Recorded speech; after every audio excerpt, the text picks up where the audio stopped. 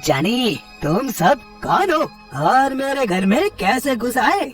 तुमने हमारी माँ को किडनैप करके अच्छा नहीं किया। अच्छा, तो ये छोटे छोटे बच्चे तुम्हारे हैं? काफी तेज बच्चे हैं। तभी टुन्नू और रानी चिड़िया तीर कमान से बिल्लू बिल्ला की आंखों पर हमला कर देते हैं।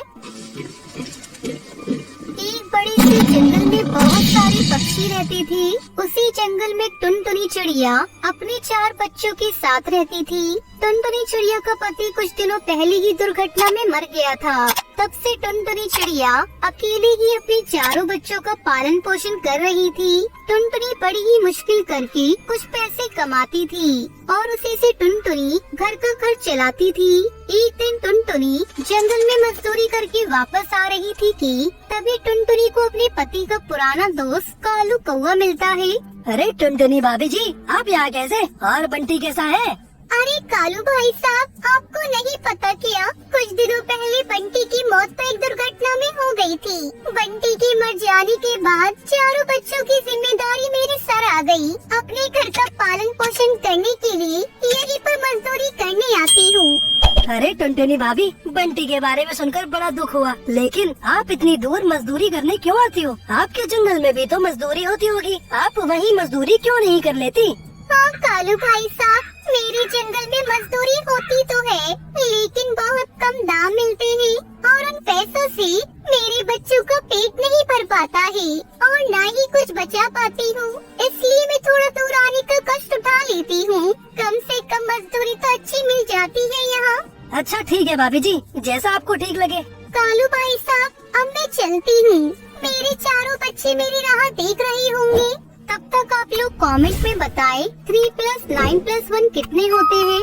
टुनटुनी अपने घर वापस आती है और अपने बच्चों के लिए खाना बनाने लगती है। तभी टुनटुनी की बड़ी बेटी रानी अपनी माँ से कहती है, मम्मी मम्मी, आज ना टिंकू और नाडू ने फिर से लड़ाई करी। मैं दोनों को मना कर रही थी, लेकिन दोनों में से किसी ने मेरी नहीं सुनी।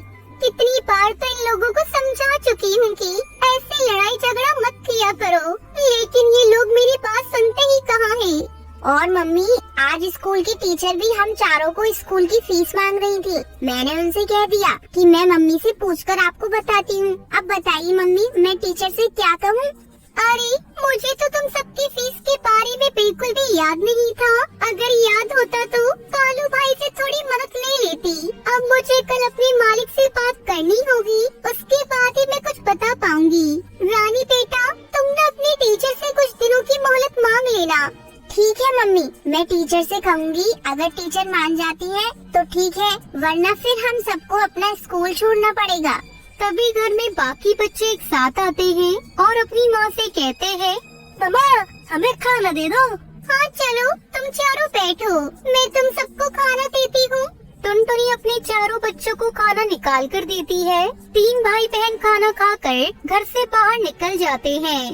बस रानी चिड़िया अपना खाना नहीं खाती। क्या हुआ बेटा, तुम खाना क्यों नहीं खा रही हो? क्या तुम्हें भूख नहीं लगी है? भूख तो लगी है, मैं तो आपके साथ खाना खाने के लिए रुकी हूँ। मुझे पता है आपने अपने लिए खाना नहीं बचाया, सारा खाना हम लोगों को दे दिया। लीजिए, अब मेरे में से ही खाना खा लीजिए। काश मेरे वो तीनों बच्चे भी तुम्हारी ही तरह समझदार होते। टुनटुनी और रानी चिड़िया खाना खाते हैं और सो जाते हैं। अगली सुबह टुनटुनी अपने मालिक के घर जाती है।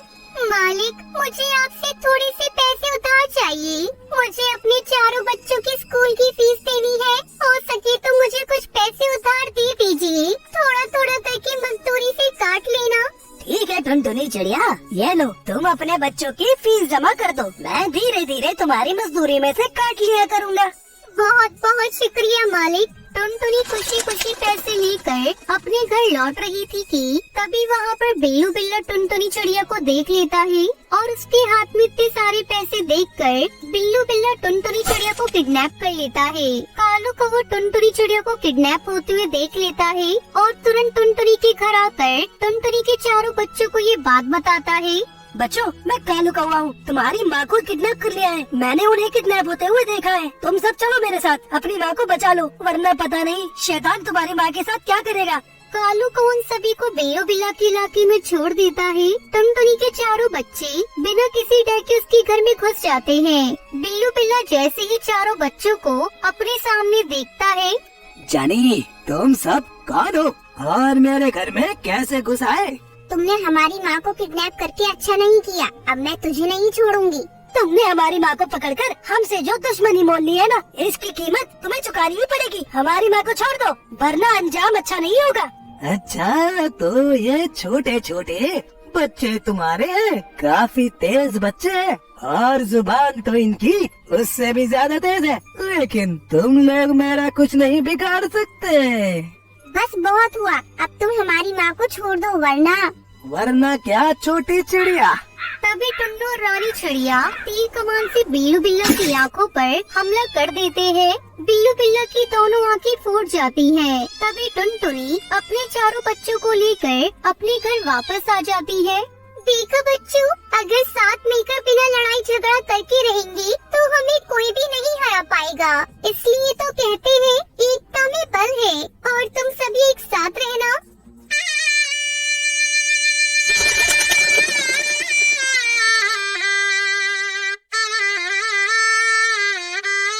सुंदरवन जंगल में टुनटुनी नाम की काली चिड़िया रहा करती थी। वो बहुत ही सुंदर और संस्कारी थी, लेकिन उसके काले रंग के कारण सभी उससे नफरत करते थे।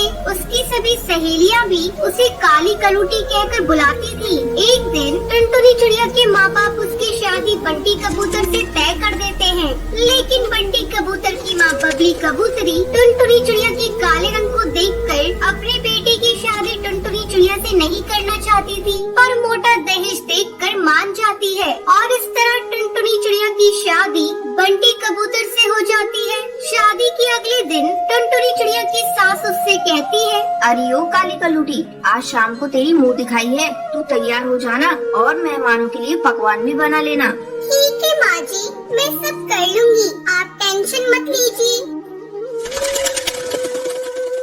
शाम को जो मेहमान आते हैं वो टुनटुनी चिड़िया को देखकर कहते हैं, अरे बबली कबूतरी, तुझे कोई दूसरी चिड़िया नहीं मिली जो इस काली कलूटी को अपनी बहू बना लिया। इतना कहकर बुलबुल ताई टुनटुनी चिड़िया का मजाक उड़ाने लगती है। अपने मेहमानों की बात सुनकर बबली कबूतरी को बहुत ही बुरा लगता है। कुछ दिनों के बाद वो अपने बेटे की दूसरी शादी कर देती है। टुनटुनी चिड़िया कुछ नहीं कर पाती।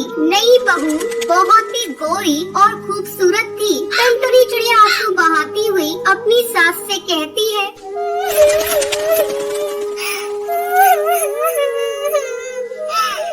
माँ जी, मैं इसी घोंसले में आप लोगों के साथ रहूंगी। मेरी डोली इस घोंसले में आई थी, अब मेरी अर्थी ही इस घोंसले से बाहर जाएगी। तब बबली कबूतरी कहती है, ठीक है काली कलूटी, रह ले तू यहाँ, लेकिन तुझे यहाँ का सारा काम करना होगा, तभी तुझे खाना मिलेगा। तू देख रही है ना मेरी नई बहू कितनी गोरी चिट्टी है। तू कान खोलकर सुन ले, तू उसके पास भटकना भी मत, दूर से ही उससे बातें करना, नहीं तो तेरा रंग उस पर भी चढ़ जाएगा। टुनटुनी चिड़िया कुछ नहीं कहती और अपनी किस्मत पर आंसू बहाती हुई वहीं रहने लगती है।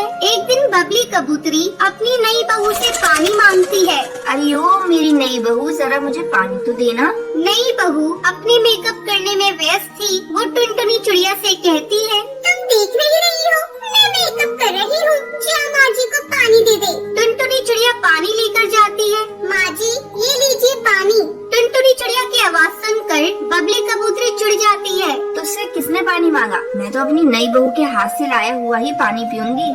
लेकिन माँ जी, वो तो मेकअप कर रही है। ये सुनकर बबली कबूतरी कहती है, हे भगवान, ये नई बहू तो दिन भर मेकअप ही करती रहती है। मेरे बेटे की सारी कमाई तो इसके मेकअप में ही चली जाएगी। मैं आज ही बंटी से इस बारे में बात करूंगी।